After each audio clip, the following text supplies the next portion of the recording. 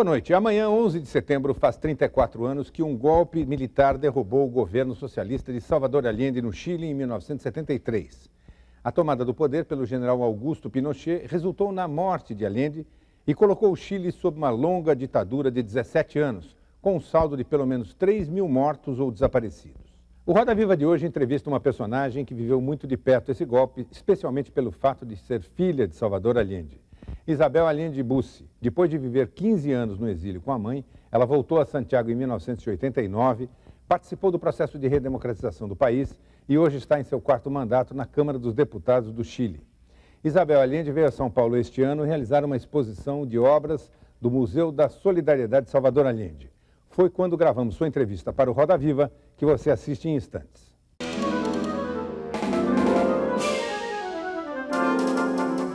A convidada do Roda Viva desta noite é uma destacada dirigente do Partido Socialista Chileno e deputada há 12 anos. Isabel Allende Bussi é filha do ex-presidente Salvador Allende e acompanhou de perto a queda do primeiro governo socialista do Chile. O Chile sofreu, nos primeiros anos da década de 70, um boicote dos Estados Unidos e do empresariado chileno que aumentou a inflação e provocou escassez de produtos essenciais à população. Mas foi a indefinição política que acabou por resultar no golpe de Estado em 1973. Com o país dividido, a metade que tinha as armas na mão assumiu o poder. Em setembro, os militares anunciaram que Salvador Allende não era mais o presidente e que uma junta militar assumira o palácio. Allende suicidou-se durante o golpe que resultou na ditadura militar sob o comando do general Augusto Pinochet. Foram 17 anos de repressão política, falta de liberdade e de direito de opinião, com mais de 3.000 mortes, segundo dados do próprio governo chileno. O ditador morreu aos 91 anos no final do ano passado, depois de perder o poder, ver outros presidentes assumirem o palácio de forma legítima, sofrer com doenças e ser alvo de vários processos no Chile e no exterior. Filha do ex-presidente, Isabel Allende Bussi foi uma das mais aguerridas defensoras de uma punição para o ex-ditador Augusto Pinochet, que contava com imunidade por ser senador vitalício. Ela é prima da escritora e jornalista Isabel Allende, hoje radicada nos Estados Unidos. Após o ataque ao Palácio La Moneda e a tomada do poder pelo general Pinochet, em 1973, Isabel deixou o país com a mãe e viveu no México por 15 anos. Em companhia da mãe, iniciou também a luta por direitos humanos e pela volta da democracia no Chile, além de estudar ciências políticas e fazer mestrado em sociologia. Ainda no exílio, dedicou-se a criar o Museu da Resistência. Durante boa parte do tempo, reuniu obras de arte que contam a luta pela democracia. De volta ao Chile, ajudou na criação do Museu de Solidariedade de Salvador Allende, com parte da coleção de mais de 2.000 obras. Isabel Allende esteve no Brasil em março para inaugurar a mostra Estéticas, Sonhos e Utopias dos Artistas do Mundo pela Liberdade, com obras do acervo do Museu da Solidariedade de Salvador Allende. A exposição foi organizada pela Federação das Indústrias de São Paulo. Deputada desde 1994, Isabel está na Câmara dos Deputados por 4 mandatos consecutivos e entre 2003 e 2004 presidiu a casa. Nos últimos tempos, além de ocupar uma cadeira na Câmara dos Deputados, ela mantém o cargo de presidente da Fundação Salvador Allende. Para entrevistar a deputada federal do Chile, presidente da Fundação Salvador Allende, Isabel Allende Bussi, nós convidamos Lorival Santana, repórter especial do jornal O Estado de São Paulo. João Batista Natali, repórter especial do jornal Folha de São Paulo. Guido Nejanski, correspondente da agência Reuters no Brasil. Kátia Mello, editor assistente de comportamento da revista Isto É. Marcelo Cavallari, editor internacional da revista Época. Vicente Adorno, editor-chefe de documentários da TV Cultura e comentarista internacional da Rádio Cultura FM. E Fernando Greiber, diretor do Comitê de Ação Cultural da Fiesp. Também temos a participação do cartunista Paulo Caruso, registrando em seus desenhos os momentos e os flagrantes do programa. O Roda Viva é transmitido em rede nacional de TV para todo o Brasil e o programa desta noite está sendo gravado, portanto, não permite a participação direta do telespectador. Mas você pode mandar sua crítica, sua sugestão, sua opinião pela página do programa na internet. O endereço está aí na tela, é www.tvcultura.com.br/Roda Viva. Aí você manda o seu e-mail. Boa noite. Boa noite. Queria começar com uma provocação. O que a senhora acha que melhorou no Chile durante a ditadura do general Pinochet? ¿Qué mejoró Chile durante la dictadura de Pinochet? Bueno, es difícil para mí considerar que un país puede mejorar cuando tenemos 3.500 desaparecidos, cuando hubo asesinatos, degollados, exiliados, gente que echaron de su trabajo estrictamente por razones políticas. Y sí creo yo que los cambios que hubo en términos económicos, en el sentido de abrir la economía, se pudo haber hecho, pero en democracia. No era necesario hacerlo de esa manera tan brutal, porque significó el despido de muchísima gente, significó la quiebra de muchísima pequeña industria, y yo creo que fue acertado abrir nuestra economía al mercado internacional, pero siempre creo que hay que hacerlo en democracia y no de la forma como se hace cuando se es una dictadura. O governo da concertação, que está no poder no Chile agora, depois da queda da ditadura, ele de alguma forma não incorpora alguns desses conceitos que justamente se consagraram naquele período, e não foi só no Chile, quer dizer, em outros países também se apresenta a ideia de que a abertura da democracia, a privatização, o processo de desregulamentação da economia, o fim dos direitos de muitos setores, só pode acontecer quando tem um regime forte.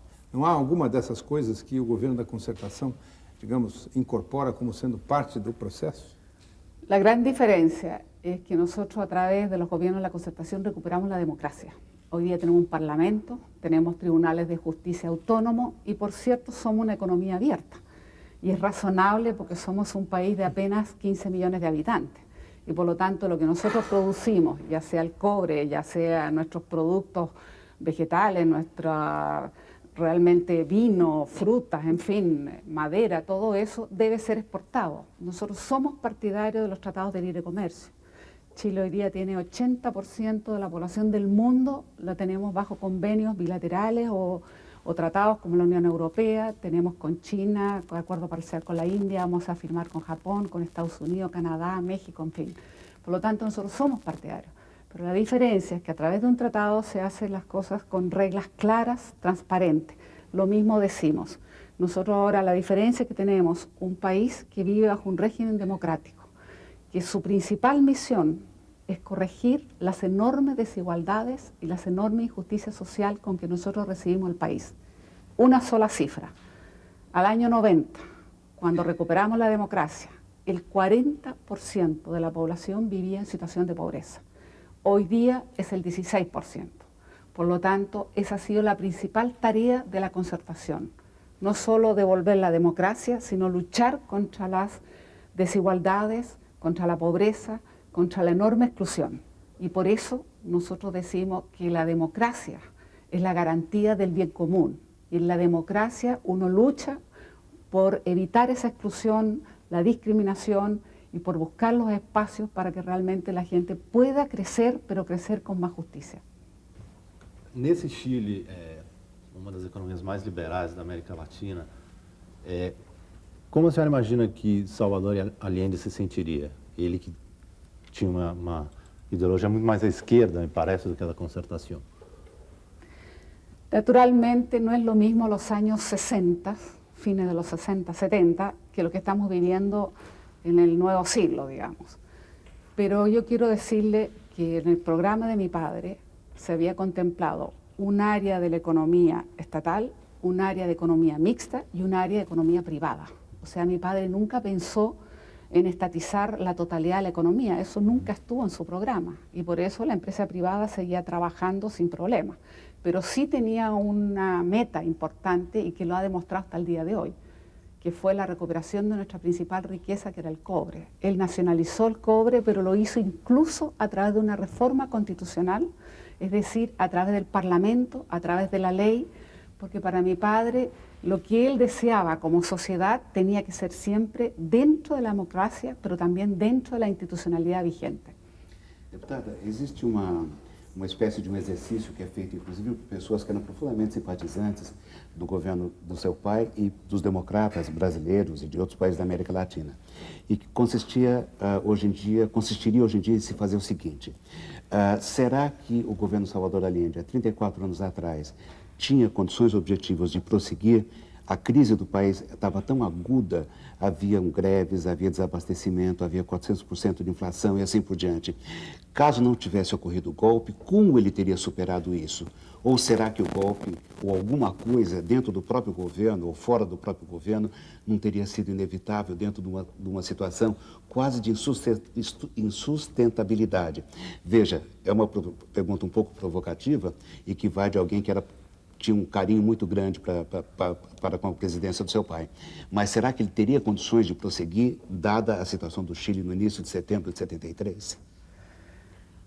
Hoy día, con el tiempo y la distancia, uno puede darse cuenta que efectivamente nosotros recibimos una agresión enorme, en primer lugar de Estados Unidos, desde antes incluso que mi padre llegara al poder.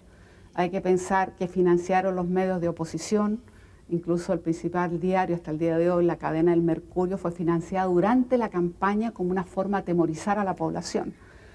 Hay que pensar que incluso se llega a asesinar al comandante en jefe del ejército antes que mi padre asuma, para evitar de que asuma. Quizás eso nos debió haber abierto más los ojos para demostrarnos que iba a haber una acción agresiva, opositora, más allá del marco legal. Pero mi padre confiaba, y confiaba en nuestra democracia, que tenía una larga tradición en Chile, confiaba en las Fuerzas Armadas porque siempre habían respetado los gobiernos constitucionales.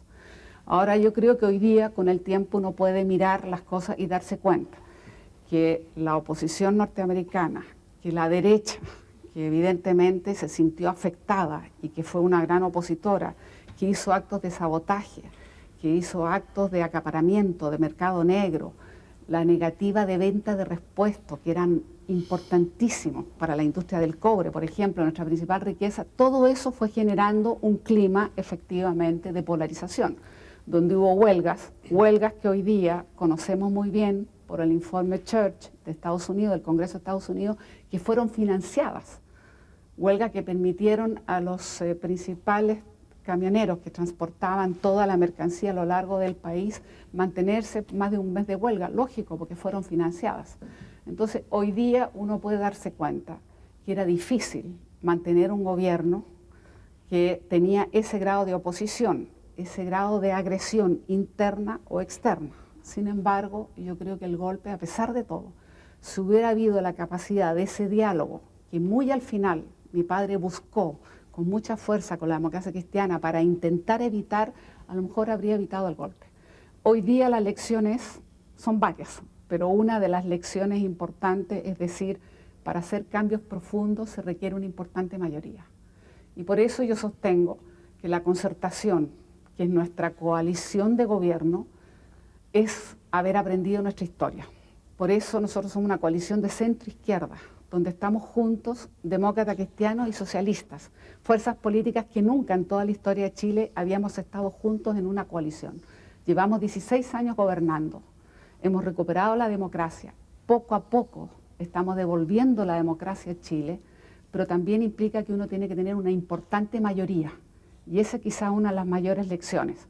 Y por eso para nosotros la concertación es haber aprendido de nuestro dolor, de nuestro pasado, de nuestra historia, y es tener la capacidad de ir construyendo más futuro. Deputada, a senhora, mesmo com esse passado recente, traumático, e com essa ditadura que foi especialmente dura, né, do Chile, de fato a consolidação da democracia no Chile tem sido muito rápida e muito forte, né? A senhora começou a explicar por quê, né? Quer dizer, a concertação que conseguiu juntar, digamos, 2/3 do Chile, não é? Como é que a senhora compara esse processo chileno com o que a gente está assistindo, por exemplo, na Venezuela, na Bolívia, no Equador, né? Em que há uma certa insurgência contra a democracia representativa, né? Parece que o presidente Evo Morales vai agora pelo mesmo caminho, antecipa o mesmo caminho do Hugo Chávez, antecipa o seu mandato, convoca uma constituinte e tal, e prepara o terreno para se eternizar no poder por meio de uma popularidade, de um populismo que vai se arraigando e vai se tornando difícil, até por meios democráticos, de se deslindar disso, né? Quer dizer, como a senhora compara esse processo chileno com esse dos outros vizinhos? Bueno, yo creo que somos países diferentes, con historias diferentes y culturas diferentes. Somos parte de América Latina, pero nuestro país, Chile, hasta el golpe militar, tuvo una larga tradición democrática. Cuando mi padre viaja a Naciones Unidas el año 72 y habla y dice, vengo a un pequeño país, donde dice un congreso que ha funcionado más de 150 años de forma ininterrumpida. Es decir, nosotros siempre fuimos una democracia que estaba acostumbrada a tener sus partidos políticos, su parlamento, su libertad de asociación, de ideas, en fin. Entonces hoy día, a través de la concertación, como ya explicaba, claro, nos hemos juntado esta amplia mayoría, llevamos 16 años de gobierno y por eso yo digo que es haber aprendido de nuestra historia y darnos cuenta lo importante que es contar como coalición de gobierno con esa amplia mayoría que nos ha ido permitiendo abrir estos espacios. Y es diferente a lo que ocurre en los otros países. Yo siento que en América Latina hay mucha desilusión de la política y de los políticos. Ha habido políticos corruptos, ha habido situaciones que han hecho del pueblo que se sienta alejado de esa forma tradicional de hacer política.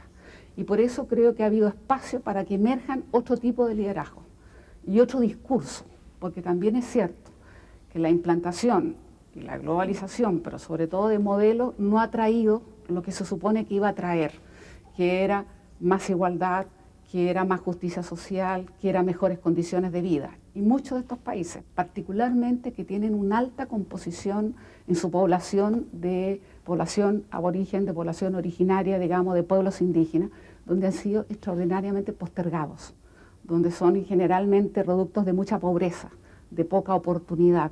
Entonces yo creo que es el espacio natural que surja otro tipo de liderazgo que tiene un discurso radicalmente diferente, que se aleja de la política más tradicional. Pero eso no es para Chile, porque nosotros, a pesar de haber tenido 17 años de dictadura, hemos vuelto a lo que ha sido siempre nuestra senda y nuestra tradición, nuestra cultura política. Y yo creo que por eso el gobierno que encabeza Michelle Bachelet es muy diferente de lo que hoy día hace un Chávez en Venezuela o el propio Evo Morales en Bolivia o lo que intenta hacer a través de una constituyente que le ha creado bastantes problemas en este momento a Correa, que es una manera muy distinta.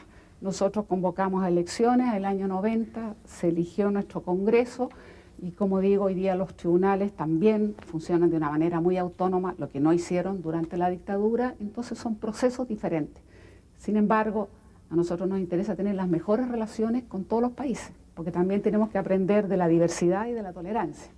Nosotros no pretendemos exportar nuestro modelo, pero tampoco vamos a importar el modelo de ellos. Cada país debe actuar con su tradición.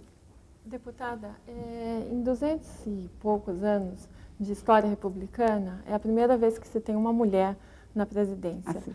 Eu gostaria de saber da senhora se faz alguma diferença realmente na prática ter um mandatário que é uma mulher.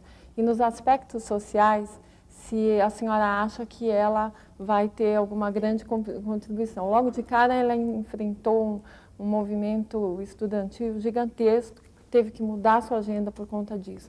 Como é que a senhora avalia a atuação de Michelle Bachelet nesse sentido e se tem algum sentido essa história de uma mulher fazer diferença na presidência? Bueno, primero yo me siento muy orgullosa y muy contenta que por primera vez una mujer en toda la historia de Chile sea presidenta de Chile. Eso de por sí es un hecho histórico, porque demuestra que también las mujeres se pueden comprometer y son capaces de dirigir un país. Segundo, ella prometió durante su campaña, no es a través de una ley, simplemente un compromiso que ella hizo de hacer un gabinete paritario. Y por lo tanto tenemos el mismo número de hombres ministros como de mujeres ministras. Y no importa el número, sino lo que importa además que es el sentido de la paridad, que es abrir esta democracia y es darle responsabilidad a mujeres que nunca antes habíamos tenido. O sea, no solo son ministras de defensa, de planificación, de energía, de educación, de vivienda, de salud. O sea, los principales desafíos que tenemos hoy día como país democrático, que es mejorar la calidad de esa educación, de esa salud, hoy día está en manos de mujeres. Entonces yo pienso además, ¿por qué es importante? Porque claramente una de las principales tareas que se ha propuesto nuestra presidenta es generar una red de protección social que tome al niño desde que nace y que también acompañe al hombre, a la mujer en la edad ya más avanzada de su vida. Y yo creo que eso demuestra también una sensibilidad de una mujer que entiende que es importante tomar un niño apenas nace, que tenga la posibilidad de esa educación preescolar, que tenga la posibilidad de acceder a un jardín infantil, que sea tempranamente estimulado. Michelle además es médico, pediatra, entonces ella sabe muy bien que un niño que tempranamente recibe esa estimulación va a tener un mejor desarrollo educacional en su vida adulta. Y por eso yo creo que esa mirada de mujer ayuda. Sin embargo, los problemas, por supuesto, también existen. Te acaba de mencionar el movimiento estudiantil, que fue muy fuerte. Ellos exigen una mejor educación y tienen razón. Chile no tiene un problema de cobertura educacional. Hoy día nosotros tenemos prácticamente la educación universal a nivel básico, medio. Incluso tenemos una población en la educación superior nunca conocida, digamos, en cifras como la que hoy día tenemos. Tenemos casi 700.000 estudiantes en la educación superior. Pero, y la educación preescolar, todavía la cobertura era insuficiente. Pero ahora el desafío es la calidad. Y todavía la calidad es deficiente. Necesitamos mejorar más. Y en eso tenían razón los estudiantes. Hicieron bien en salir a la calle. Hicieron bien en poner en cuestionamiento la educación. Porque por primera vez se crea una comisión representativa de distintos estamentos académicos, profesionales universitarios, en fin, los mismos estudiantes, para tratar de encontrar acuerdos o consenso de cómo mejorar la educación. Y ese desafío está pendiente, no está resuelto. Y es uno de los temas que tiene que enfrentar nuestra presidenta, y no es el único. Yo diría que hoy día los mayores temas son la calidad de los servicios.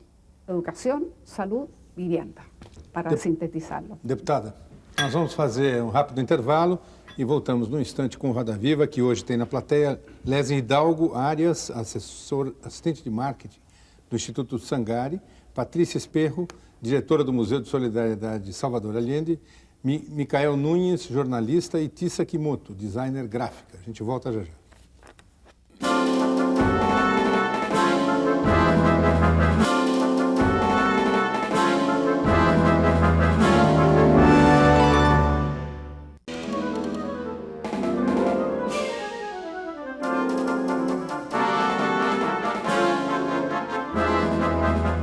Voltamos com Roda Viva, que esta noite entrevista a filha do ex-presidente Salvador Allende, a deputada chilena Isabel Allende Bussi. Ela está no seu 4º mandato na Câmara dos Deputados. Deputada, uma das características da situação do Chile é que 1/3 da sua força política continua alijada do processo, na medida em que existe uma legislação, se eu não estou enganado, eu estive lá alguns anos atrás, não sei se de lá para cá houve alguma mudança sensível, eu creio que não. Há uma legislação que estabelece determinadas regras que dificultam, por exemplo, que um terceiro colocado em qualquer votação chegue à instância superior do parlamento. Então, o Partido Comunista, que tem uma força considerável no Chile, não tem representação parlamentar. ¿Existe alguma perspectiva disso mudar? Eso es uno de nuestros mayores intentos y desafíos, pero no ha sido posible porque, entre otras cosas, la Constitución que impuso Pinochet el año 80, cuando no había partidos políticos, cuando no había libertad de opinión, de asociación, impuso una Constitución y a través de esa Constitución puso este sistema que se llama binominal. Y efectivamente impide que partidos políticos o candidatos, que a veces pueden llegar a tener hasta el 15% de los votos, puedan acceder al Parlamento. Está hecho de tal manera que solo permite 2 grandes coaliciones de partidos, que son la que tenemos en el gobierno y la que está en la oposición. Por lo tanto, en el Parlamento chileno solamente hay 6 partidos políticos, 4, que es nuestra coalición de gobierno, que decía que va de la Democracia Cristiana al Partido Socialista, y 2 de oposición. Partido Comunista, que tiene aproximadamente 4% o 5% de los votos, 6%, varía según elección local o otro tipo de elección, y Partido Humanista, no pueden llegar al Parlamento. Nosotros hemos luchado por cambiar el sistema binominal, pero requerimos de los votos de la oposición, y a la oposición le conviene, porque transforma una minoría en mayoría. Ellos saben que para que nosotros aprobemos determinadas leyes se requiere un quórum. Por ejemplo, yo he presentado un proyecto de ley para dar el derecho a voto a los chilenos en el exterior. Eso requiere un quórum calificado. Si no hay los votos de la oposición, no podemos aprobar el proyecto de ley. Y ellos no quieren votar la ley. ¿Por qué?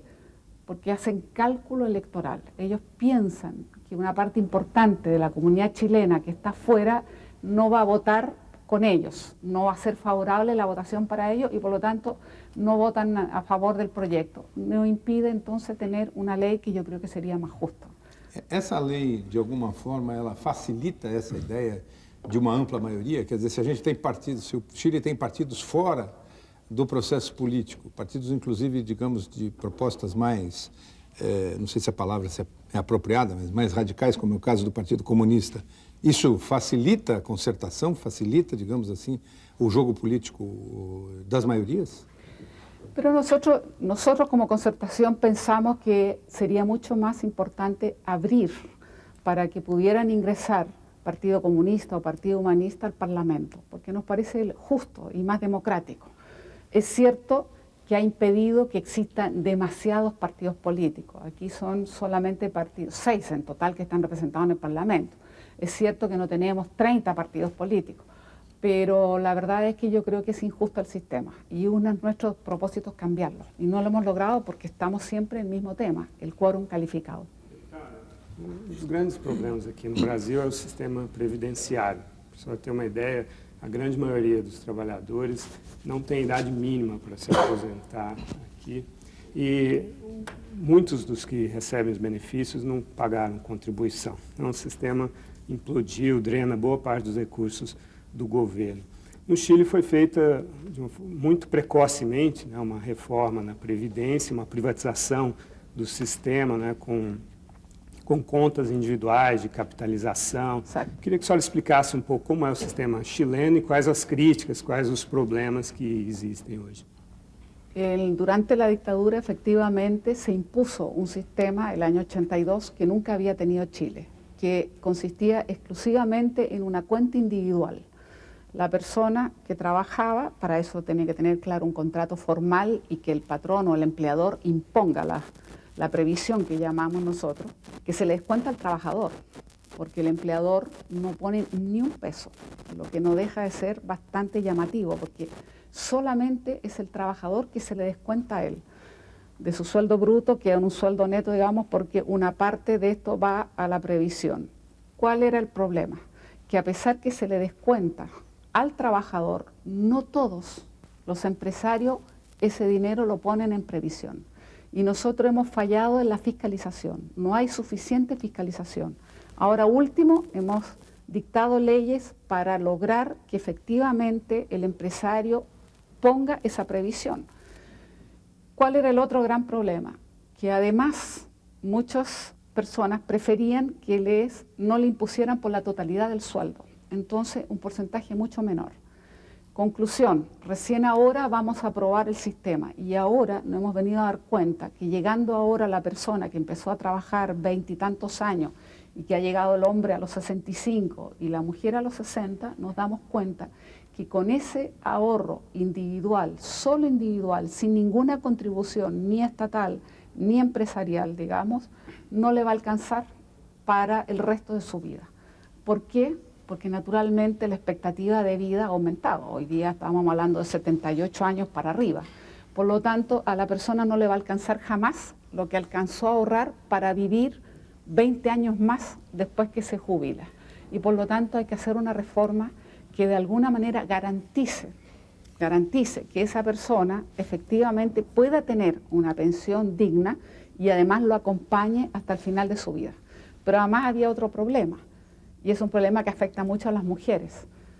Las mujeres normalmente son las que tienen menos previsión. En primer lugar, Chile, solo el 38% de las mujeres trabaja, solo el 38% trabaja. Pero además hay mucho trabajo informal, o sea, es un trabajo sin contrato, sin previsión, sin regulación. Entonces, nunca ha considerado, por ejemplo, el trabajo de la mujer dueña de casa. Entonces, una diferencia muy grande que implica una mirada, yo creo que es más de mujer y de género, de nuestra presidenta, es que la reforma previsional se va a entregar a partir de los 60 a las mujeres, 65 a los hombres, una pensión básica universal, haya o no haya trabajado en el mercado formal de trabajo. Esto es una manera de reconocerle el trabajo, por ejemplo, a las mujeres dueñas de casa y darle una pensión que va a ser 75.000 pesos básica, bueno, que estamos hablando de aproximadamente unos $150, pero por lo menos es una señal de reconocimiento. Entonces, yo creo que hoy día es necesario corregir este modelo. No eliminarlo, pero corregirlo, porque tiene muchas injusticias y muchas deficiencias, y tenemos un porcentaje enorme de población que no le alcanza esa jubilación y el Estado va a tener que cubrirla dándole la pensión mínima. Deputada, a senhora está dizendo, contradiz o que se diz aqui no Brasil, que esse modelo de previdência imposto no Chile é, digamos assim, de uma eficiência extraordinária, mas que só foi possível porque foi imposto exatamente pela ditadura, que para outros países, o Brasil inclusive, chegar a esse ponto, teria que passar por cima de uma porção de regras políticas, regras previdenciárias, assim, um arcabouço jurídico indecifrável para a maioria da população e até para especialistas. A senhora concorda que somente com um governo de força seria possível mudar esse quadro? Sí, solo fue posible en plena dictadura porque en ese momento la gente no tuvo ninguna opción, no tenía mayor información, prácticamente fueron obligados. Incluso hoy día, hasta el día de hoy, se habla del daño previsional de los empleados públicos, porque los trasladaron y realmente se les impuso por menos de lo que verdaderamente ganaban. Otro tema, además, que hay hoy día en este modelo, es que las administradoras de los fondos de pensiones, que se llaman, tienen unas comisiones muy altas y tienen un porcentaje de inversión afuera. Entonces, a veces la rentabilidad puede ir bien, pero si hay alguna crisis, si hay alguna situación más caótica en términos de la economía mundial, por supuesto, el rendimiento de eso puede ser incluso negativo. Vai implicar perdas para y quem... puede implicar pérdidas, por supuesto que puede implicar. Y no solo eso, sino que aquel afiliado o aquel trabajador cuyo dinero es administrado por esta administradora, no tiene ningún representante en el directorio de las administradoras. No sabe dónde está su dinero, menos entiende qué clase de inversión. Legalmente, inclusive, en un caso desses? Entonces nosotros tenemos que hacer una reforma previsional que va a significar legislar, que va a significar hacer cambios, no eliminarlo, pero sí regularlo, hacerlo de alguna manera más equitativo y sobre todo dándole oportunidad a aquellos que han quedado afuera por el sistema. Pues yo pienso que a veces en democracia a lo mejor es más complejo, pero tiene la virtud de que uno tiene que escuchar a todos los actores y tiene que pensar no solo en el país, tiene que pensar en ese trabajador, tiene que pensar en esa administradora, tiene que pensar en el mundo público, el mundo privado. Pero cuando usted lo hace en dictadura no le da ninguna oportunidad a la gente, simplemente le impuso determinado modelo. Y yo pienso que ese modelo, que se ha vendido, comillas, como un gran modelo, yo pienso que hay que mirarlo con cuidado, porque puede tener algunas virtudes, pero evidentemente ha generado tremendos problemas. Y para nosotros hoy día, una población que envejece, que va cada vez haciéndose más vieja, es una tremenda carga para el Estado que va a tener que darle esa pensión mínima a millones de trabajadores que hoy día no les alcanzou o ahorro. Deputada, com a morte do Augusto Pinochet, eu queria saber se o Chile continua dividido, se a senhora acredita que o Chile continua dividido. Eu queria que a senhora também falasse um pouco desse processo de reconciliação. A senhora acredita que esses 400 casos vão ser realmente julgados? E ligado a isso, eu queria saber se a senhora tem alguma frustração interna dele não ter realmente sido condenado. Bueno, cuando recuperamos la democracia se creó la primera comisión que se llamó la Comisión Rettig, que era la Comisión de Verdad, que fue la que por primera vez oficialmente convocó académicos, abogados de derecha, en fin, de la concertación, para por lo menos empezar a explicarle al país lo que había pasado. Lentamente, pero muy lentamente comenzó la justicia. Al comienzo casi no avanzamos nada. En los últimos años la justicia fue ya avanzando más. ¿Por qué? Porque hubo jueces de dedicación exclusiva, es decir, ya hubo verdaderamente interés, y porque poco a poco también, incluso dentro del ejército, particularmente con los dos últimos comandantes en jefe, colaboraron en lugar de obstruir a la justicia. Efectivamente tenemos 400 procesos abiertos y eso tiene que continuar. No se puede procesar a Pinochet porque obviamente ya murió, por lo tanto a él no, pero sí existen una serie de procesos abiertos que tienen que continuar. Y en lo personal sí es cierto que yo tengo una frustración, como dice, porque pienso que hubiera sido muy importante como país que hubiéramos podido demostrar que en un Estado de Derecho todos los ciudadanos son iguales ante la ley. Y Pinochet siempre se las arregló para evitar ser enjuiciado. Primero buscó una inmunidad parlamentaria que nunca fue elegido. Y después sus abogados prefirieron hacerle pasar por un senil demente con tal de no ser enjuiciado. Y yo pienso que hoy día incluso, no solo el tema de los derechos humanos, sino que incluso es doloroso que finalmente consigue una fortuna que hasta ahora vamos en 28, no se sabe bien, pero aproximadamente 28, 30 millones de dólares que no tiene ninguna explicación. Que será que vá, que deixe, inclusive, que não vá para a família, né? Que não... Yo considero muy injusto que llegara a la familia porque es evidente que un ex gobernante, comandante y jefe del ejército jamás podría tener 30 millones de dólares. Todos sabemos que eso tiene otra procedencia. Comisiones por venta de armas, uso de gastos reservados, todo lo que se puede hacer en dictadura cuando no hay ningún control. Entonces yo pienso que es un dolor para Chile que no haya tenido una sentencia condenatoria que la merecía. Não só para o Chile, para toda a América Latina, que tem essa tradição de o sujeito sair do poder com um dinheiro inexplicável e nunca ter nenhuma punição. Exactamente. Y por eso yo creo que, por ejemplo, nosotros debiéramos como país poder aprobar, ratificar en el Parlamento la Corte Penal Internacional. Y no lo hemos logrado porque la derecha no quiere. Y la derecha, la oposición no quiere porque piensa que tener una Corte Internacional es poco menos que hacer retroactiva la justicia. Y nosotros le decimos no, la Corte Penal, una vez ratificada, es hacia adelante, pero ellos no quieren. Y eso habla de una manera de mirar el mundo. Nosotros creemos que el derecho internacional de los derechos humanos significa cooperación para que los crímenes más graves no queden en la impunidad. Porque yo creo que es doloroso para un pueblo, para un país, que crímenes tan graves como puede ser el genocidio, la desaparición forzosa de las personas, queden en la impunidad. Esa es la verdad. Deputada, o Chile vem gradativamente se democratizando. Dos elementos principais da democracia é a alternância no poder. E desde a democratização, a concertação está no poder. Não está na hora de alternar? A ver, yo creo que la democracia se da por la decisión del ciudadano libre que vota. Y por lo tanto, si ese ciudadano en estas 4 veces ha confiado en la concertación y ha elegido sucesivamente a 4 presidentes de la concertación, es porque confía más en la concertación, en el manejo del país, que en la oposición. Y por lo tanto yo no creo que la democracia sea la alternancia como una regla mecánica. La alternancia tiene que ser producto de lo que la ciudadanía quiere. Si mañana la ciudadanía considera que la concertación ya no le da toda esa esperanza o toda la garantía que ellos quieren, naturalmente van a elegir un gobierno de derecha. Pero es muy curioso que en Chile el último gobierno encabezado por la derecha, digamos así, elegido democráticamente, fue el año 58, con el presidente Alessandri.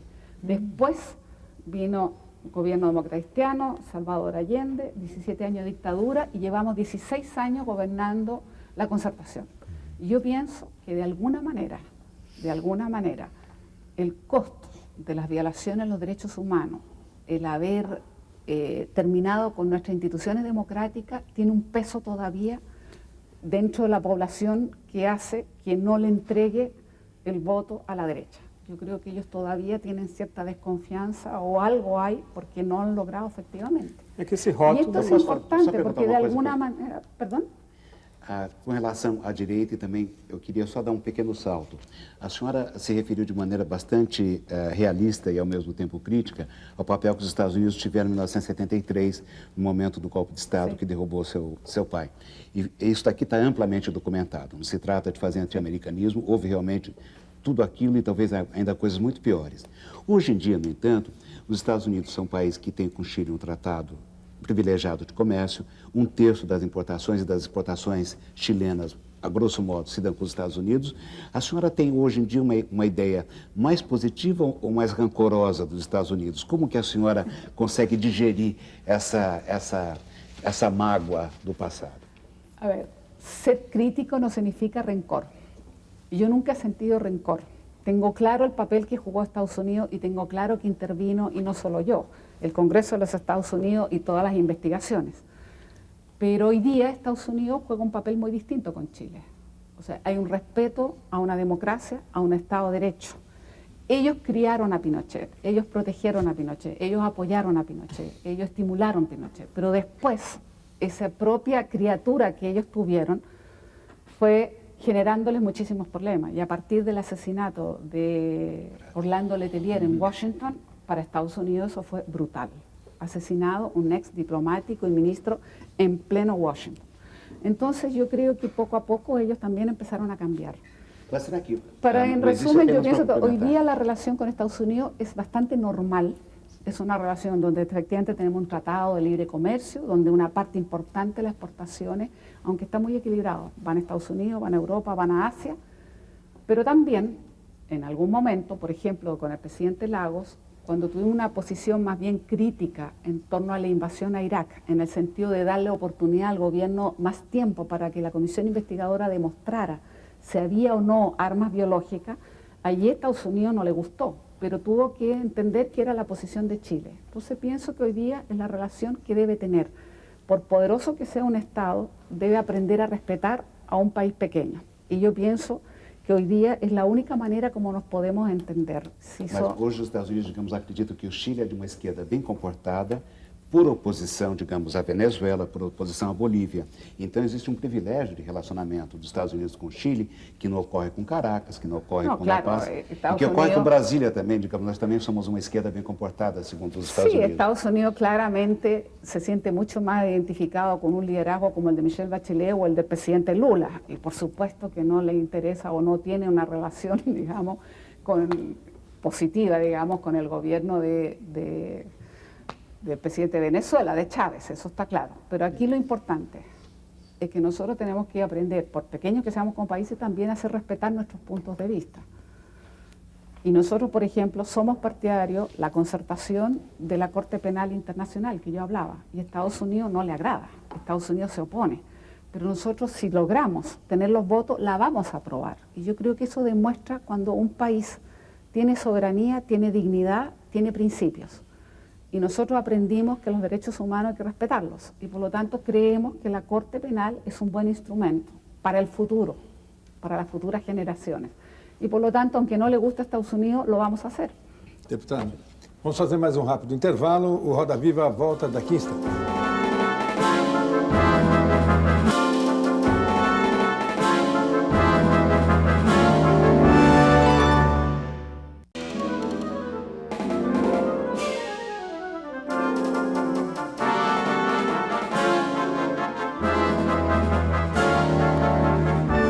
Roda Viva entrevista esta noite a deputada chilena Isabel Allende Bussi, filha do ex-presidente Salvador Allende, morto durante o golpe que instituiu a ditadura militar no país por 17 anos. Deputada, nós falamos no início do programa que a senhora acompanhou de perto aquele processo do golpe militar e do início da ditadura. Eu queria saber quão de perto a senhora acompanhou, quer dizer, onde a senhora estava, como é que a senhora vivenciou aquele processo? Bueno, fue bastante doloroso, pero tuve la oportunidad, que yo pienso que fue muy importante para mí en mi vida, haber podido llegar al Palacio de la Moneda y haber estado con mi padre por lo menos un par de horas. Eso lo logró mi hermana Beatriz, yo y algunas otras personas. Fue muy bonito ver allí... Desculpe, o palácio já estava cercado. El palacio ya estaba cercado, yo creo que fui la última persona que logró entrar. Después, inmediatamente después, comenzó el ataque de tanques, en fin, blindado. Y bueno, para mí, ¿por qué fue tan importante? Porque vi a mi padre con una mezcla que yo creo que es difícil encontrar. Por un lado, era claramente el presidente que iba a mantener su condición de presidente y su dignidad de presidente. Y por eso los ofrecimientos que le hicieron para que se fuera, para que fuera al exilio, tomar un avión, él nunca lo aceptó. Y por otro lado, era la persona humana que era capaz de preocuparse por las mujeres, por los civiles, por los exministros que estaban allí, que por supuesto no manejaban armas.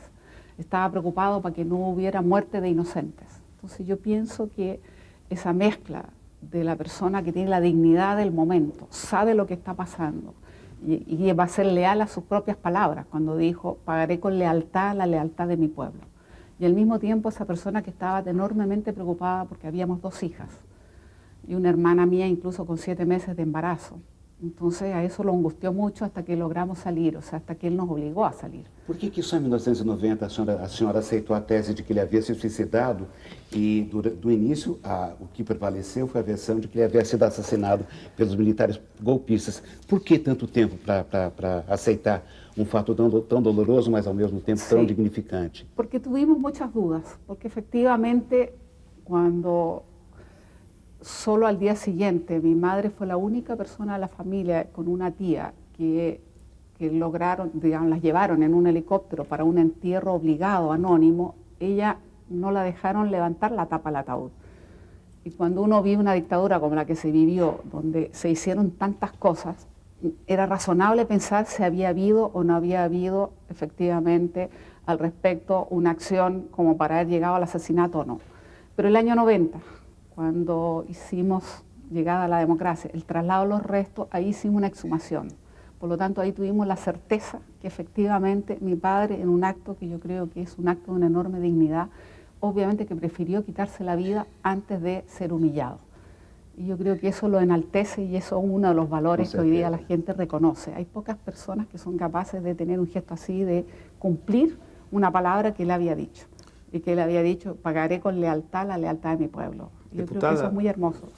Gostaria de perguntar o seguinte: Felipe González é considerado um exemplo de sucesso, né, na transição que ele comandou na Espanha, na transição da ditadura de Franco a uma democracia plena.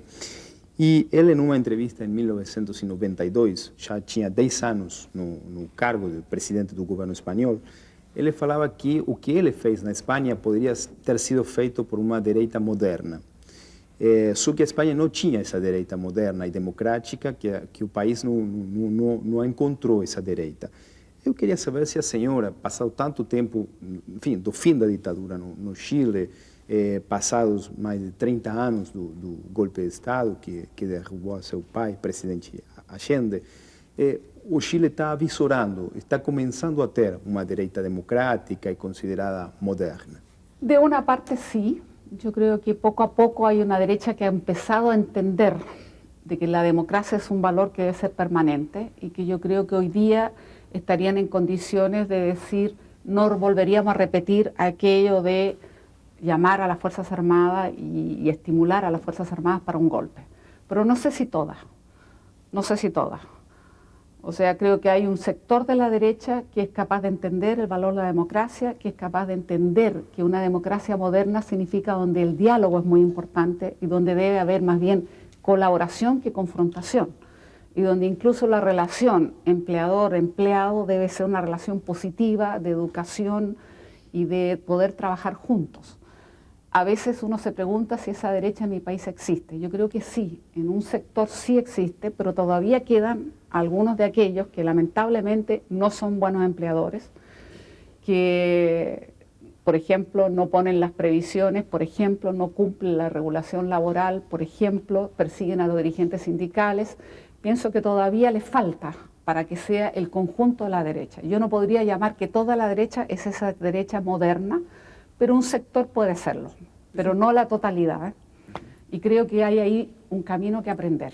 Y creo que es importante porque uno debiera tender a eso, a una sociedad que es capaz de ir integrando, una sociedad que amplía su base de sustentación sobre la base justamente de integrar, de incluir. E não sei se toda a direita é assim. Isso asseguraria o sucesso da transição no Chile, a aparição de uma direita que seja realmente uma opção democrática ao poder Es decir, yo creo que la transición nuestra o la recuperación de la democracia está demostrando que hemos sido exitosos durante 16 años. Si usted piensa, el año 90, 40% de la población estaba en situación de pobreza, hoy día 16%. La tasa media de crecimiento desde el 73 al 90, la tasa media de crecimiento en Chile fue de 2.8. Con la concertación del año 90 al 2005, nosotros estamos en una tasa media que bordea el 5%, tasa media. Entonces, demuestra que en democracia se puede ser responsable, trabajar por el bien del país, buscar la justicia social y crecer al mismo tiempo.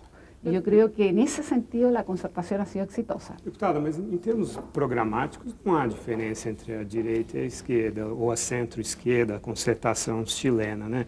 Na verdade, a concertação adotou, em linhas gerais, a política econômica do presidente general Pinochet. Quer dizer, o Chile é, na verdade, um laboratório dessa dissolução das fronteiras entre direita e esquerda. Isso não são apenas rótulos e talvez essa vinculação histórica da direita com o ciclo de governo militar e tal, mas, enfim, do ponto de vista daquilo que hoje em dia realmente interessa, direita e esquerda no Chile não são rótulos um pouco inócuos? Yo creo que es importante, bueno, hay que tener en consideración lo siguiente, en Chile todavía la derecha económica es importante y es fuerte, incluso tienen monopolio de los medios de comunicación escritos.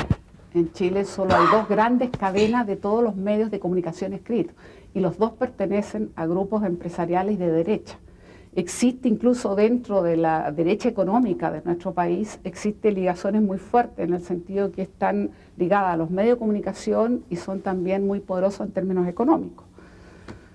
Entonces, existen diferencias, existen, por eso que yo hablaba antes, es decir, nosotros tenemos una mirada distinta en el tema de la Corte Penal Internacional, es una mirada distinta de lo que deben ser los derechos humanos y la justicia. Tenemos una mirada distinta, por ejemplo, en otros temas valóricos, en un tema polémico, la pastilla del día después. El gobierno de la presidenta Bachelet considera que es parte de una política pública buscar la manera que efectivamente no haya tanto embarazo de muchachas adolescentes que no tienen una buena formación. Y entonces aprobó la posibilidad de ir al consultorio y poder tener acceso a la pastilla. Y esto ha provocado en la derecha, pero un escándalo, una oposición tremenda, tremenda, tremenda. Ellos dicen además que la pastilla es abortiva. El gobierno dice, nosotros nos fundamentamos en los estudios de la Organización Mundial de la Salud, que sostiene que no es abortiva, es solo una pastilla de emergencia. Si el embarazo existe, va a continuar. La posibilidad es que no haya el embarazo, que es distinto. Bueno, hay una diferencia enorme en cómo se comporta. Para nosotros es una política pública. ¿Por qué? Porque existe una enorme diferencia de tasas de embarazo adolescente entre las comunas más ricas y entre los sectores populares. Entonces es obligación de un gobierno decir, yo tengo que buscar una política pública que ayude a que no exista esa cantidad de muchachas adolescentes que implica finalmente el círculo de pobreza. Entonces hay diferencias entre un enfoque de una centro derecha y un enfoque de una centro izquierda.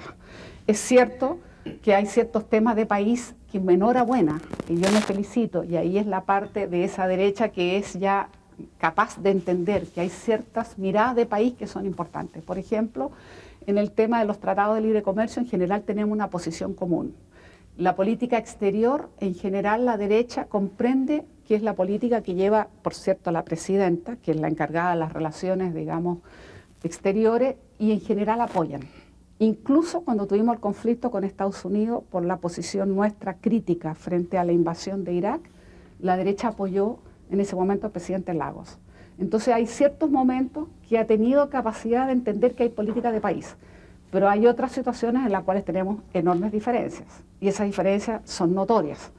Ha sido solo la presidenta la que ha dicho esta reforma previsional que hablábamos antes. ¿Por qué? Porque es tremendamente injusto el sistema actual, porque hay mucha gente que teniendo la edad no va a poder jubilar, porque no alcanzó a lograr ahorrar en esas condiciones.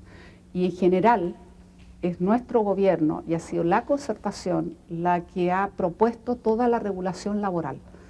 Y generalmente la derecha se ha opuesto. En general no le gusta ni la negociación colectiva, y nosotros decimos al fuero sindical, proteger al dirigente, dejar libertad para que los sindicatos puedan constituirse, y eso es un tema que en general molesta mucho. En general a la derecha le molesta la fiscalización. Nosotros decimos, nosotros queremos un Estado que sea capaz de regular, de fiscalizar, para que efectivamente se cumplan determinados propósitos o las políticas públicas. Y ahí tenemos siempre problema con la derecha que no le gusta. Ellos consideran que las cosas debieran por sí solas marchar. Entonces yo pienso, y ahí termino, que a veces le hace falta a nuestro mundo de derecha político y una parte incluso empresarial, tener una mirada que es más progresista. Y perdona Fernando, pero voy a hacer algo que a lo mejor no se hace habitualmente, pero yo he venido acá porque vamos a hacer una extraordinaria exposición del Museo de la Solidaridad. Quien patrocina, quien auspicia, quien está financiando eso es la Fiespe. Eso en Chile es inaudito, que la exposición de los cuadros del Museo de la Solidaridad Salvador Allende, que muchos artistas del mundo donaron a partir del año 71, entusiasmados por lo que se vivía en Chile culturalmente, y tenemos una de las colecciones de arte contemporáneo más completa, sea traída a San Pablo en su primer viaje al exterior por la Fiespe, es algo que en Chile no ocurriría. Eso habla bien de una federación empresarial en Brasil, de Sao Paulo, que tiene una mirada mucho más progresista y que entiende que el arte es universal y que la cultura es una cosa que hace bien, es un bien común. Eso, por ejemplo, no habría ocurrido nunca en Chile. Y yo lo sé, ¿y por qué lo digo? Porque me tocó vivirlo. O sea, yo sé que ha sido así. O sea, nosotros en Chile no recibimos donaciones de nuestros empresarios de derecha porque el solo hecho, a pesar de ser un acervo cultural tan importante, de ser una exposición extraordinaria o tener un acervo, como digo, el más importante, uno de los más importantes de América Latina, de pintura contemporánea, por el hecho que lleve el nombre Salvador Allende, que nació bajo el gobierno Salvador Allende, porque un Mario Pedrosa y otros quisieron constituir esto como un gesto solidario al proceso que ocurría, les basta para no querer apoyarlo. Entonces ahí uno se pregunta si todavía hay un cierto exceso de ideologización que haría falta irla dejando atrás en una conducta que sea en el fondo más progresista y más abierta y más tolerante, digo yo. O Fernando tinha uma pergunta. Eu ia lhe perguntar, a história do museu é uma história extraordinária. Todos nós sabemos da sua luta ainda no México em recompor esse tesouro imenso que ficou escondido nos porões em Santiago. A pergunta que eu queria lhe fazer, o que representa esse grande legado cultural que seu pai deixou? Primero es nuestra emoción de pensar de que no existe en el mundo un museo que se haya hecho exclusivamente por solidaridad de sus autores, de sus artistas. Solidaridad que nació, decía, durante el gobierno de Salvador Allende y solidaridad que se mantuvo en el periodo de la dictadura, en el periodo que nosotros llamamos de la lucha por recuperar la democracia. Es algo inédito, es algo único en el mundo.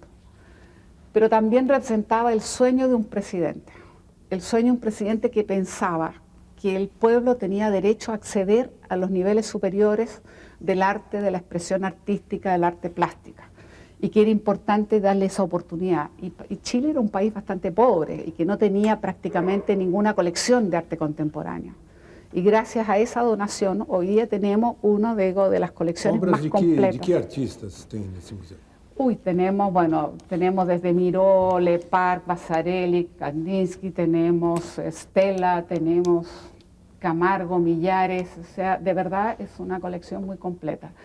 La colección española es muy importante porque hubo mucha identidad entre los artistas españoles que tenían la dictadura de Franco y su deseo, por supuesto, de colaborar con nosotros. Pero también esta exposición que vamos a tener hoy día es un homenaje a Mario Pedrosa, que fue una de las almas de este proyecto, de esta idea. Y Mario Pedrosa, todos sabemos quién fue Mario Pedrosa, fue una persona que estaba viviendo en Chile y se sintió muy emocionado y participó de este comité internacional que agrupó a personalidades como Mario Pedrosa, como José María Moreno Galván, como Luis Aragón, grandes personalidades del mundo que estuvieron dispuestas entonces a contactarse con artistas para que donaran su obra. Y entonces el legado es decir, la solidaridad es un valor. La solidaridad debe existir, es un valor que hoy día a veces no... E essas obras, as obras que estavam no Chile ficaram escondidas e as outras enviadas para o México? Las obras que estaban en Chile quedaron en un subterráneo, afortunadamente no se las robaron como muchas otras cosas, desde luego nuestras cosas personales se las robaron todas, pero por lo menos esas obras no se las robaron y quedaron en un subterráneo. Y después del 73 los artistas volvieron a donar más obras y hasta el año 90, que recuperamos la democracia, todas esas obras las trajimos a Chile. En ese periodo estaban en España, que había recuperado también la democracia, y ellos nos guardaron la obra. Y el año 90 la pudimos traer a Chile. Es un valor patrimonial muy importante, hoy día le pertenece al Estado, pero el Estado nos la entregó a la Fundación para que nosotros la cuidáramos, la protegiéramos. Y para nosotros el hecho de salir a Brasil es muy significativo, por la figura de Mario Pedrosa, por lo que él aportó en su momento, y porque para nosotros mostrar que la cultura tiene que ser un patrimonio, que la cultura es parte del desarrollo del ser humano y que es tan importante dar esa opción. Yo sé que el sueño de mi padre era difícil, era un reto, un desafío, porque el arte contemporáneo, el arte no es tan fácil de acceder, mata, en fin, la gente no necesariamente tiene la posibilidad, pero es muy bonito el proyecto en sí mismo. Y por eso yo estoy emocionada y de verdad, verdaderamente emocionada que por primera vez llega afuera esta pequeña muestra de unos 130 cuadros que se va a abrir el día esta noche en la fiesta del Salón de Exposición. Deputada, vamos fazer mais rápido intervalo e a gente volta daqui a instantes com o Roda Viva.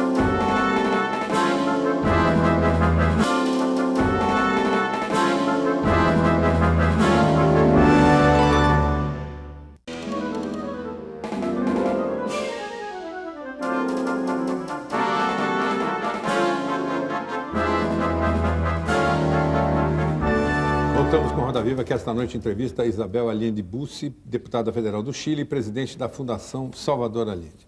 Deputada, eu acompanhei, como toda a minha geração, aquele momento do golpe e antes do golpe, e o que a gente conseguiu acompanhar aqui no Brasil, que obviamente vivia uma ditadura também, é o fato de que o governo do seu pai era atacado pela direita como um governo esquerdista e atacado pela esquerda como um governo direitista.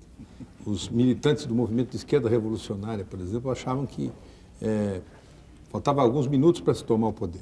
A senhora não acha que isso, de alguma forma, prejudicou o processo político no Chile? Quer dizer, aguçou as contradições ou, ao contrário, talvez tivesse sido mais eficiente, ser mais agressivo e mais radical, já que o combate seria inevitável?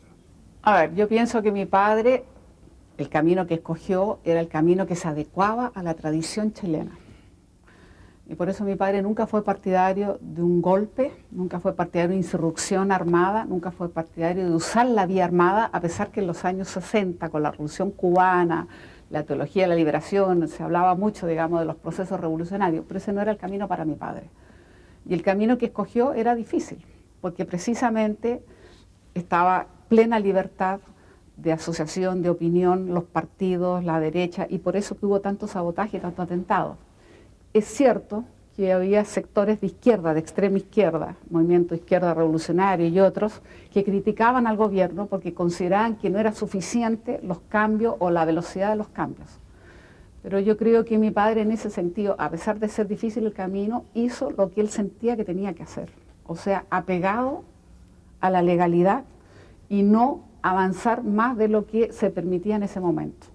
Sin embargo, yo creo que no solo tuvimos el ataque de Estados Unidos o de la derecha o de la extrema izquierda, sino que también dentro de la propia coalición hubo algunas diferencias. Había sectores que preferían radicalizar el proceso. Había otros que entendían más el ritmo que el presidente Allende quería darle, que era el ritmo que él veía posible. Y él al final, cuando se dio cuenta que esto venía como venía, porque el golpe era algo que se sentía en el ambiente, era una posibilidad, y él trató de evitarlo. Y por eso abrió el diálogo con la democracia cristiana e intentó, y se juntó en ese momento con el que después fue presidente Elwin, en la casa del cardenal Silva Enrique, para intentar llegar a un acuerdo. Es más, el día martes 11 de septiembre mi padre había anunciado que iba a hablar sobre un plebiscito que él pretendía hacer para llegar a acuerdos. Y por eso se dice que Pinochet y sus cómplices adelantaron el golpe de Estado, porque querían evitar la posibilidad de que el presidente Allende convocara a ese referéndum para ver si lograba efectivamente acortar las diferencias.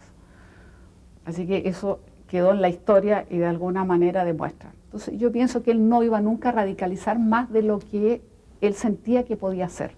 Y eso le llevó a veces crítica en su propio partido y fuera de su partido. Y eso es lo interesante, yo creo que eso lo hace interesante a él como una figura, que es, lo que él vivió es irrepetible, eso se vivió en los años, digamos, 60, 70. pero también habla de lo que era él. Era una persona que se había formado desde muy temprano, digamos, en la tradición política chilena. Y por eso él fue parlamentario desde el año 37, fue la primera vez que lo eligen diputado, después fue ministro de Salud en el gobierno del Frente Popular y después fue parlamentario entre el año 45 hasta el año 70, que es elegido presidente. Entonces tenía esa vocación democrática y la costumbre de la tradición chilena que la política se hace a través de instituciones democráticas. A pergunta é recorrente, mas eu tenho que fazer. O presidente Salvador Allende não tinha a menor ideia de que o general Pinochet pudesse mudar de lado? No, yo creo que mi padre ahí fue ingenuo o creyó absolutamente en la lealtad de Pinochet. Y en gran medida porque quien le recomendó a Pinochet fue Carlos Prats, el que había sido comandante en jefe del ejército y que renuncia un mes antes del golpe militar. Y Carlos Prats le habla a mi padre y le dice que Pinochet va a ser un hombre leal, apegado a la tradición del ejército chileno, que es respetar los presidentes constitucionales. Por lo tanto, mi padre nunca sospechó de Pinochet y confió en él y siempre creyó hasta el final que iba a ser leal. Deputado, vamos ter agora um olhar pouquinho só retrospectivo. Naquela madrugada do dia 11 do dia 12 de setembro de 73, correu pelo mundo a possibilidade do general Prats chefiar um contragolpe a partir de tropas que estariam sendo juntadas em Concepción. Pelo menos foi a versão que prevaleceu. A senhora acha que teria valido a pena uma guerra civil para se manter a constitucionalidade depois do Chile perfeitamente coberto de mortos, ou teria valido a pena fazer aquilo que o governo da Unidade Popular fez na época? Nós perdemos, nós estamos na clandestinidade, nossa única festa agora vai ser enterrar Neruda. O enterro de Neruda, pouco depois do golpe, foi a única grande manifestação que a esquerda teve no Chile logo depois do golpe e assim por diante. A senhora acha que ele deveria ter resistido? A senhora acha que deveria ter ocorrido uma guerra civil para impedir o pinochetismo? Esos rumores de que el general Prats avanzaba con fuerzas leales o tropas leales fueron rumores. Nunca fue así. Nunca fue así. Prats nunca intentó hacer algo por el estilo y no lo habría hecho. Y no lo habría hecho porque en su profunda formación de soldado republicano, fiel a la tradición política chilena, no iba a hacerlo. Y por lo tanto, hace más grave todavía el asesinato horroroso que sufre Carlos Prats y su esposa en Buenos Aires, que es una vez más así directa responsabilidad de Pinochet, como lo está comprobando claramente la justicia en el juicio que lleva la jueza argentina y que está demostrando absolutamente la complicidad de Pinochet. Y por eso yo digo un crimen alevoso, porque además Carlos Prats en ese sentido nunca se habría levantado. Ahora, perdón, nosotros en ese sentido nunca hubo en realidad propiamente un levantamiento y nunca hubo una guerra civil, a diferencia de España que sí hubo una guerra civil. Nosotros jamás hubo un ejército enfrentando a otro ejército o un bando enfrentando a otro bando. Y quizás eso hace más dramático los asesinatos, porque la verdad es que nunca hubo una resistencia porque no era posible. No era posible porque el ejército de Chile es un ejército muy armado, es un ejército profesional, es un ejército que ellos dicen con mucho orgullo jamás derrotado, y naturalmente no había ninguna posibilidad de fuerzas que pudieran oponerse o luchar desde el punto de vista como una guerra civil.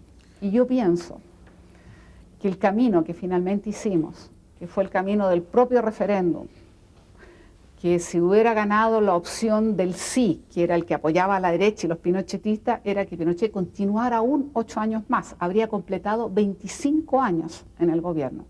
Afortunadamente, yo creo que es tan importante la formación política, cultural y tradición chilena que hizo que a pesar del miedo de la represión, la gente entendiera que era importante decir no.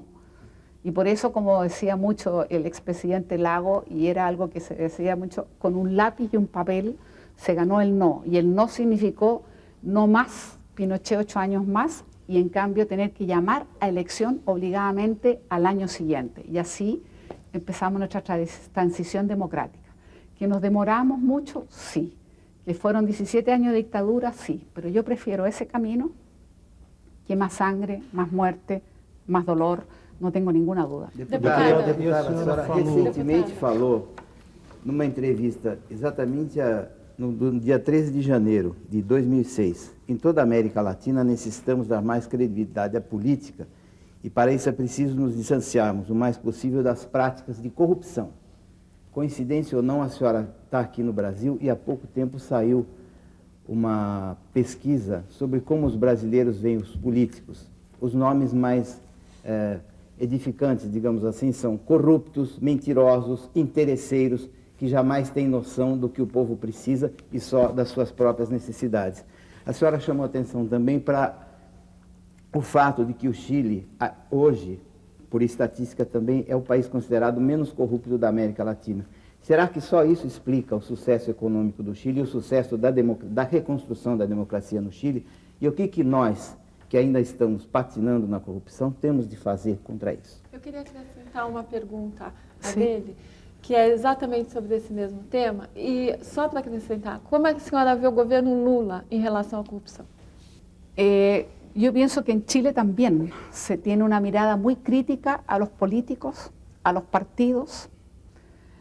Quizás se escapa nuestra presidenta, la gente tiene una alta, no, porque es muy importante, la gente tiene una alta adhesión porque la ve como una persona confiable, creíble, es una mujer que ellos sienten que es una mujer a la cual se puede confiar, que es como transparente. Pero también los partidos, los dirigentes políticos son sometidos a un juicio muy crítico. Y la responsabilidad muchas veces la tenemos nosotros, los políticos, porque muchas veces decimos cosas que después no hacemos. Decimos palabras y después no cumplimos. Decimos promesas que después no cumplimos. Entonces también hay una responsabilidad nuestra, de los políticos. Y también hay una relación que yo llamo media perversa entre la política y los medios de comunicación. Porque el político descubre que un minuto en el noticiario central de la noche, por ejemplo, es más importante, lo ven millones de personas, que tener 200 mítines de 100 personas. Entonces, para ese minuto necesita hacer o decir algo muy espectacular. O sea, a veces más importante hacer un fuego de artificio, que llamamos nosotros, que de verdad solo con tal de aparecer. Entonces existe una relación perversa entre los medios y la política. Y eso hace que muchas veces los políticos, con tal de aparecer en un programa de televisión o en un noticiario central, son capaces de hacer acciones que solo tienen sentido para llamar la atención de los medios, pero no porque de verdad esa persona esté actuando honestamente en lo que cree. Y el gran riesgo de un país es la corrupción. En el gobierno de la presidenta Bachelet han emergido dos situaciones concretas de corrupción y la presidenta ha dicho tenemos que investigar al fondo, hasta el fondo, porque es doloroso. Y estamos en este momento con la justicia investigando una situación, dos situaciones concretas, que hubo una en el área de deporte y otra que se supone desvío de fondos para las campañas electorales. Entonces, ¿qué tenemos que hacer nosotros todos los países? Tener una legislación más clara. Yo creo que hay que financiar la política, porque si no se financia la política o las elecciones, la posibilidad de la corrupción es mucho mayor. En Chile, hasta el año 2005, nunca se había financiado la política una elección. Todavía no se financian los partidos, pero por lo menos ya siquiera se le da un porcentaje, se le devuelve a ese candidato un porcentaje de lo que gasta en base a los votos que saca. Es un porcentaje solamente, pero por lo menos ya es algo. ¿Pero por qué es importante? Porque claro, los candidatos de la derecha siempre han tenido el apoyo del empresariado. Y ellos nunca han tenido problema de dinero y hacen campañas millonarias. Para un candidato que no tiene esos recursos es muy difícil. Y es preferible tener una legislación clara para separar la política, financiamiento electoral. Y si hay financiamiento electoral, tiene que ser regulado, transparente, porque si no, generas un espacio donde evidentemente puede haber cruces de intereses. Y la corrupción es un tema que puede estar siempre presente y por lo tanto hay que estar siempre alerta. Y nosotros aprendimos algo de España. Aquí se mencionaba la transición de Felipe González, que yo creo que fue muy exitosa. Yo tengo una diferencia con la propia definición de Felipe González. Yo creo que una derecha moderna no sé si habría hecho todo lo que hizo los 11 años de gobierno socialista, porque ellos hicieron acceso universal a la pensión, a la educación, a la salud. No sé si lo habría hecho un gobierno de derecha, pero sí sé que ese gobierno tan importante para España, el desarrollo español, incurrió al final en corrupción y eso fue la base del debilitamiento del gobierno de Felipe González y eso provocó en gran medida la caída. Nosotros desde Chile leíamos la prensa y vimos los casos de corrupción que afectó al PT y nos ha dolido muchísimo, porque hemos tenido una relación muy cercana, muy próxima con el PT y hemos visto con mucho cariño la elección del presidente Lula y yo creo que ha sido un muy buen presidente, pero cualquier acto de corrupción hay que condenarlo. No es posible dejar en la impunidad la corrupción, porque si no hacemos un tremendo daño a las futuras gerações. Como está sendo conduzido? A senhora acha que foi uma decepção para a esquerda no mundo? Porque tinha uma grande expectativa em relação ao presidente Lula. A senhora acha que houve essa decepção? Claro. Bueno, yo pienso que él en lo personal no ha estado involucrado y pienso que así también lo ha pensado el pueblo de Brasil y por eso lo ha reelegido. Si él pensara que él personalmente estaba involucrado o se estaba enriqueciendo, no lo habrían elegido. Y yo me alegro mucho, digamos, que haya sido reelegido, pero creo que tiene que ser muy vigilante y tiene que haber un compromiso de su partido. Y lo digo con respeto, porque es el respeto que se debe tener de un país a otro o de un partido político a otro, pero lo digo con cariño y con respeto. Ellos tienen que ser muy vigilantes. Lo mismo que nosotros. No podemos dejar que la corrupción crezca, porque usted genera desconfianza y ocurre entonces algo que es muy también dañino o malo para la sociedad. Nadie quiere ser al final un funcionario público. ¿Por qué? Porque sabe que lo van a tratar de corrupto, porque no hay confiabilidad, porque se piensa que solo va a ser algo para su bolsillo. Entonces los mejores cuadros universitarios, los mejores profesionales se van al mundo privado donde ganan más y tienen menos crítica. Entonces nosotros tenemos que ayudar a que las sociedades respeten las políticas públicas y los funcionarios públicos. O Chile vai quebrar uma regra de ter uma segunda mulher como presidente? A senhora vai ser candidata? No, yo no. Existe la actual presidenta de la Democracia Cristiana, Soledad Alvear, que es senadora, que hasta ahora en las encuestas va bastante bien, pero creo que es prematuro hablar Também uma mulher?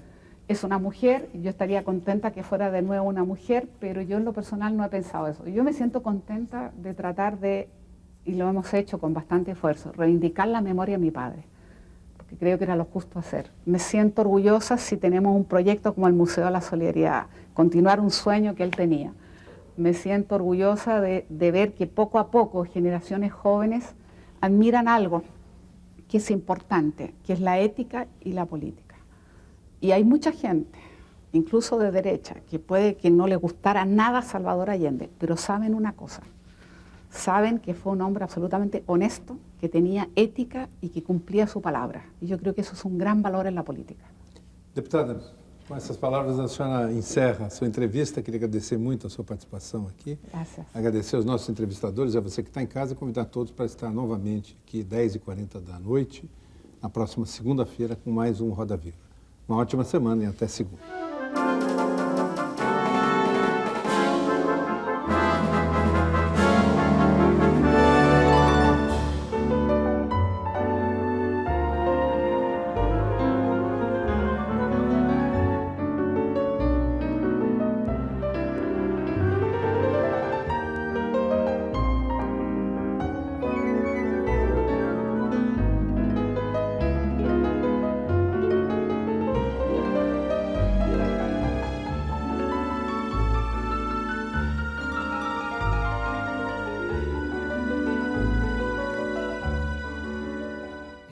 Thank you.